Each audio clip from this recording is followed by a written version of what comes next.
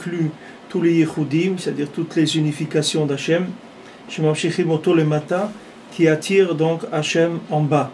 Haïnu lemata me'asara tfachim, c'est-à-dire descendre entre dessous de 10 tfachim. 10 tfachim, c'est-à-dire descendre en dessous de 1 mètre. Ki beShabbat ve Yom Tov madlikim nerot shel mitzvah. Parce que Shabbat aussi et Yom Tov, on allume des nerot de mitzvah, des bougies de mitzvah, qui az hu ikar aliyat hamalchut chokhmatata. Parce que le ikar de l'élévation de la royauté d'Hachem, qui s'appelle la chokhma d'en bas, elle a une élévation, le Shabbat, chez Uprinat ner mitzvah, qui s'appelle ner mitzvah. C'est-à-dire que Shabbat et Yom Tov, qu'est-ce qu'on fait? On prend tous les concepts qu'on a pu avoir d'Hachem dans le monde par rapport à la logique de ce monde et on les élève vers une dimension infinie.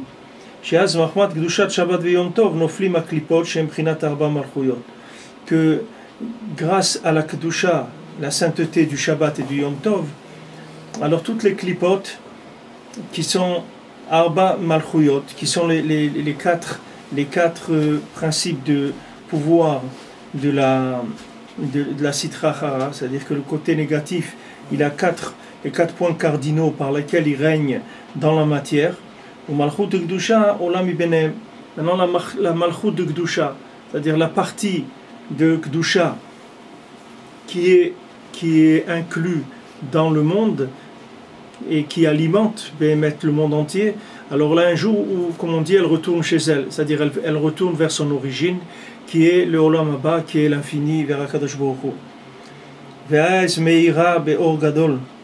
Et à ce moment-là, quand cette lumière-là, elle remonte en haut, alors là, elle éclaire avec une lumière, une puissance extraordinaire.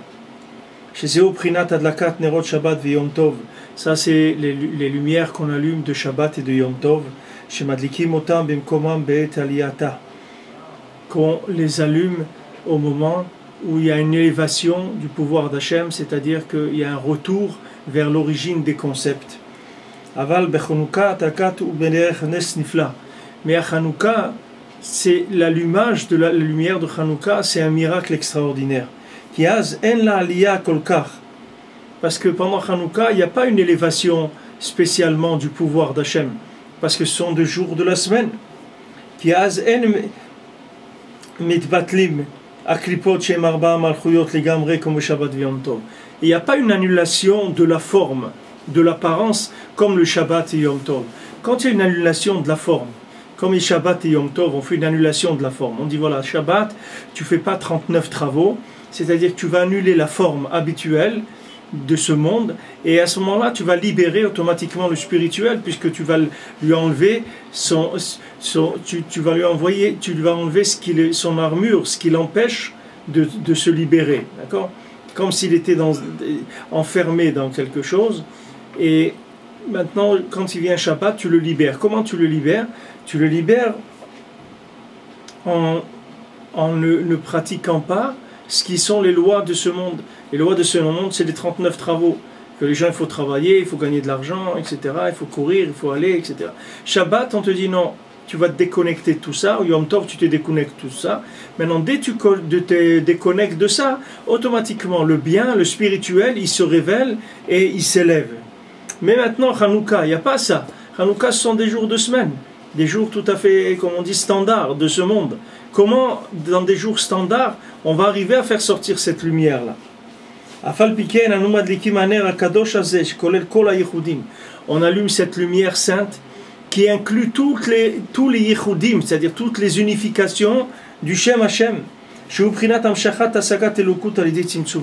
qui sont d'attirer les compréhensions divines par des tzimtzumim, c'est-à-dire par des systèmes de contraction, de principes, de manière à les amener jusqu'à notre niveau.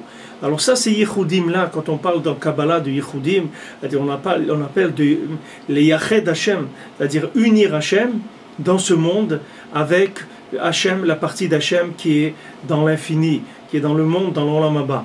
Maintenant, comment on fait ça? Quand on arrive à trouver Hashem dans la matière et à le libérer complètement de la mauvaise approche de la chose, de la mauvaise interprétation de la chose, alors on libère Hashem et on le fait monter en haut. Pour donner un exemple, par exemple, quelqu'un quelqu'un qui va manger, par exemple, il va manger dans la Gdusha. Il va manger pour prendre l'énergie spirituelle qu'il y a dans la nourriture et l'élever vers Hachem. Il va faire sa bracha, bien sûr il va manger kasher, il va faire sa bracha, et donc il va libérer ces éléments spirituels qui étaient prisonniers dans une apparence qui pourrait être interprétée par du plaisir pur, de la consommation.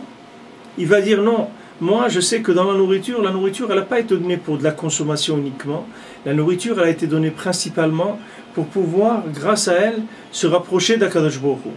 Donc maintenant je vais utiliser cette nourriture pour faire quoi? Je vais utiliser ce moment où je mange pour libérer le spirituel et l'élever vers son origine qui est Akadosh Baruch Hu, qui est le sens du monde entier. Alors à ce moment-là, quand j'ai fait ça, j'ai fait ce qu'on appelle un yichud, c'est-à-dire j'ai réunifié la partie d'en haut d'Hachem avec la partie en bas qui était cachée par une interprétation qui s'appelle les 4 malchuyot, c'est-à-dire les 4 façons de cacher Hachem dans le monde. De la même manière que le nom d'Hachem dans le monde c'est Yud Ke Vav Ke, il existe 4 malchuyot, c'est-à-dire 4 royautés négatives qui sont là, une pour cacher le Yud, une pour cacher le He, une pour cacher le Vav et une pour cacher le deuxième He qui est la 4e lettre du nom d'Hachem. Donc ces 4 pouvoirs négatifs, ils sont là pour donner de mauvaises interprétations à ce monde, de manière qu'on interprète mal la vie et qu'on pense que par exemple ce monde il a été fait pour le plaisir ou pour l'honneur ou pour l'argent ou pour la réussite ou pour devenir un prix Nobel de la paix ou je sais pas n'importe quoi. Ça ce sont des mauvaises interprétations du sens de ce monde. Le sens de ce monde, on est dans ce monde pour unir Hachem dans la partie présente sur terre avec Hachem dans l'infini. Notre travail, c'est ça, c'est-à-dire qu'on est à la recherche d'Hachem dans la matière. Où Hachem se trouve dans telle situation, dans telle chose, etc. Alors, quand je vous ai dit l'exemple dans la nourriture, que maintenant, quand quelqu'un va manger, il se dit non, moi je ne mange pas pour le plaisir, je ne mange pas pour de la consommation, je mange pour retrouver des éléments spirituels qui se trouvent dans la nourriture, qui sont l'énergie même de la nourriture. Pourquoi? Quand on mange, ça donne de l'énergie, parce qu'il y a une spiritualité qui est présente dans la nourriture. Donc maintenant, quand j'ai une approche comme ça, que je mange kasher, je fais ma bracha, je libère le spirituel et je le ramène vers le haut, et donc j'ai fait un yichud. Mais ça demande un travail par rapport à la chose. Maintenant, Yom Tov, Shabbat, on nous met dans des conditions dans lesquelles on va se libérer des 4 pouvoirs négatifs. C'est-à-dire, on va garder le Shabbat, c'est-à-dire Shmirat Shabbat, c'est-à-dire on nous dit garde-toi de quoi? Garde-toi de l'influence de ces 4 pouvoirs-là. Ces 4 pouvoirs, ils agissent comment? En nous donnant une approche fausse de la matière, de croire que la matière est faite pour profiter, pour avoir un plaisir, etc. Alors maintenant, le Shabbat Yom Tov, on libère la royauté divine, c'est-à-dire la présence divine qu'il y a dans la matière, elle remonte vers l'infini.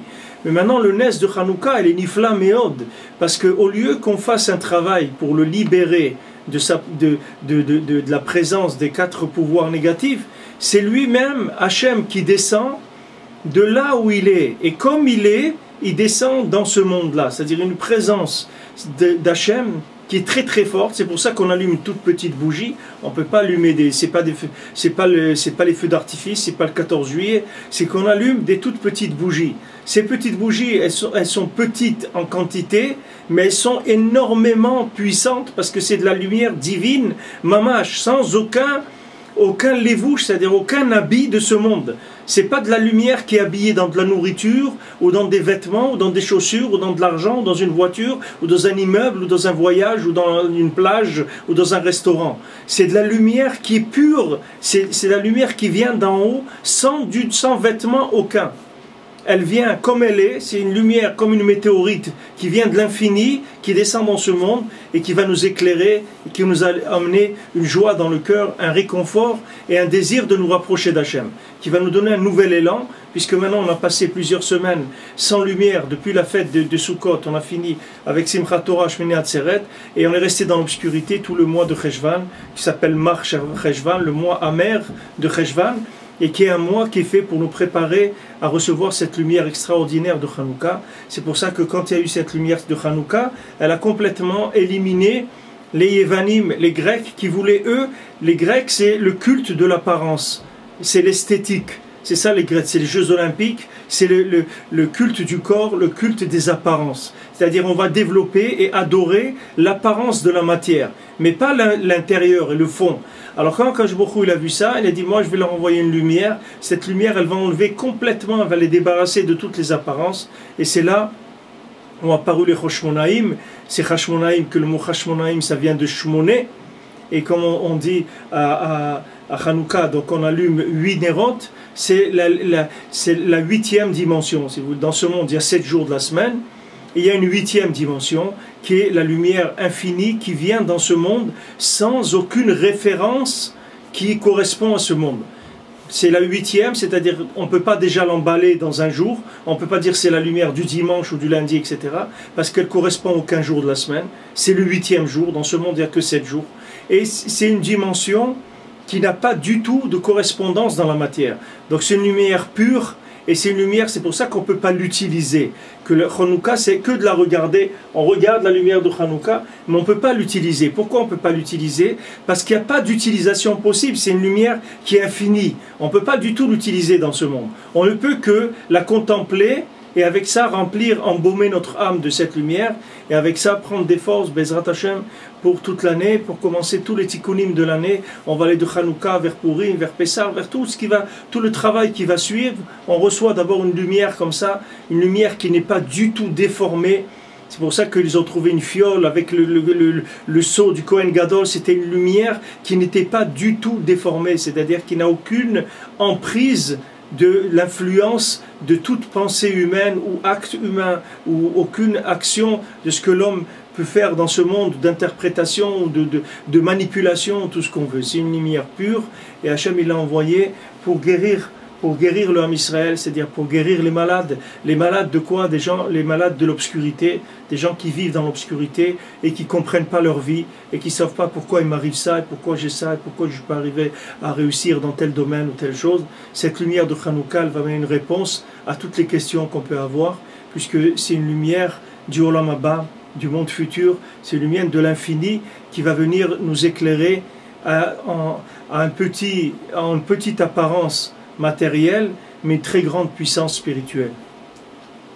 Alors depuis Ouman, Bezrat Hashem, c'est Hanouka Sameach pour tout le monde, et que la lumière du Tzaddik Bémet de Rabbi Nachman, qui s'appelle la lumière de Hanouka, elle éclaire tout le Ham Israël, Bezrat Hashem, pour qu'on arrive ensemble à la Géoula Shlema avec tout le Ham Israël. Comme Rabbi Nachman l'a dit, avec tout le Ham Israël. On va laisser personne, on va ramener tout le monde, tout le Ham Israël, Bezrat Hashem.